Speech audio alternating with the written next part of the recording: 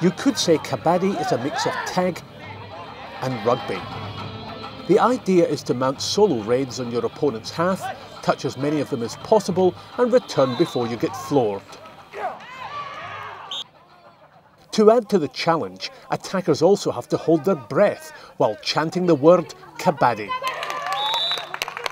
The sport is hugely popular in India, and influential enthusiasts foresee a time when Kabaddi is a big hit globally, even rising to full Olympic status.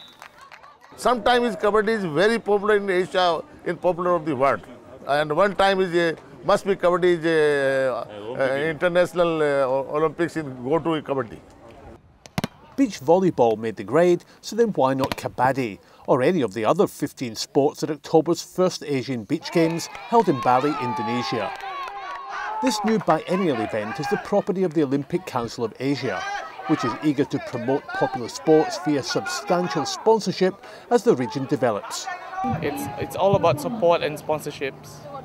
Yeah, if big companies can support and sponsor us, it'll become a big thing, you know. But as the Bali organisers discovered, it was a hard sell. Many in corporate Asia sat on their wallets. It cost over $30 million to stage these first Asian Beach Games. The original plan was for the Indonesian government to finance 30% of the budget, with a lion's share coming from sponsors. But in this current economic climate, attracting big cash for a new event, dominated by amateurs and with limited TV coverage, was a tall order.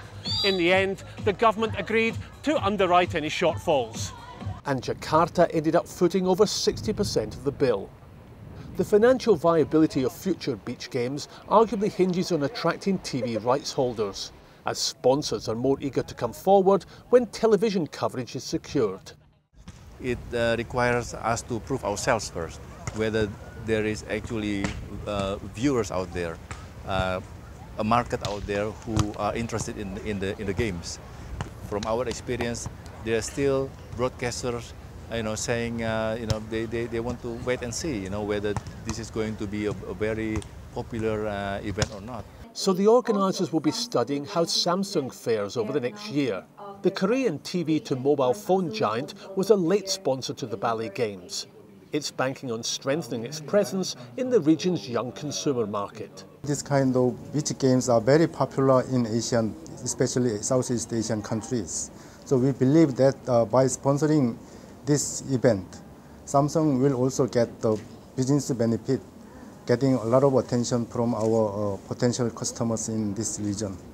Bali, which relies on tourism for 80% of its income, also expects a payoff from the exposure. This could help compensate for the near economic collapse following the 2002 and 2005 bombings. 2008 is already set to be a record year, with an expected 5 million domestic and foreign visitors.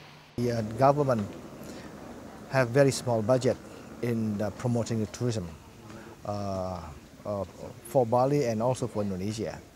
So by hosting this game here, I think we have more exposure than what we have done before.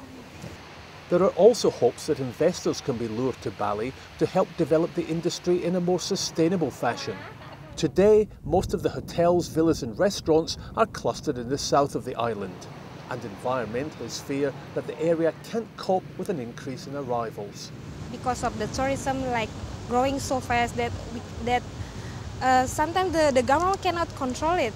Still many of the business through their switch directly to the sea and the rivers. Well, if that thought puts you off beach pursuits, you can always try woodball. Actually, this being the Asian Beach Games, part of the course had to be on sand. Unlike most other competitive beach sports, woodball is a game for all ages, though it might not be much of a crowd puller, and sponsorship seems a long way off. But if a celebrity role model would take up the mallet, maybe this could all change. I'm from India and I'm trying to get a hold of an ex-cricketer. So cricket is a big game in India and we hope that he makes us help in making the woodball popular there. And with popularity, cash often follows. Being the first Asian Beach Games has been a challenge for Bali to say the least, logistically and financially. It remains to be seen if the business of beach sports will be any easier for the next host Oman come 2010.